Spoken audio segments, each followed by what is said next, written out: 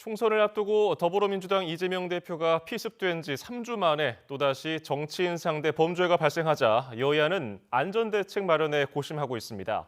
상대에 대한 증오와 혐오를 조장하는 극한 정쟁을 자제해야 한다는 자성의 목소리도 잇따랐습니다. 박광열 기자입니다. 이재명 대표가 쓰러진 지 불과 23일 만에 들려온 배현진 의원 피습 소식에 여야는 한 목소리로 범행을 규탄하고 대책 마련을 촉구했습니다.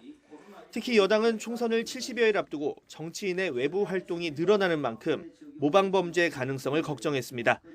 현행 경호 규정에 빈틈은 없는지, 공식 선거운동 기간 전이라도 더 철저한 신변 보호가 가능할지 경찰과 머리를 맞대기로 했습니다. 조금 더 앞에서부터 이 경찰이 좀 대책을 세워야 되지 않느냐. 국회 차원에서 어떤 다른 대책을 강구할 필요가 있는지 이런 것들을 좀 보고.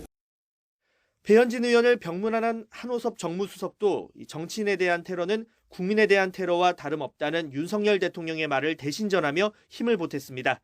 경찰 등 관련 부처의 추가 대책을 시사했습니다. 민주당 역시 민주주의를 위협하는 모든 폭력에 반대한다며 가세했지만 이번 사건의 원인 진단과 해법을 놓곤 온도 차이를 보였습니다.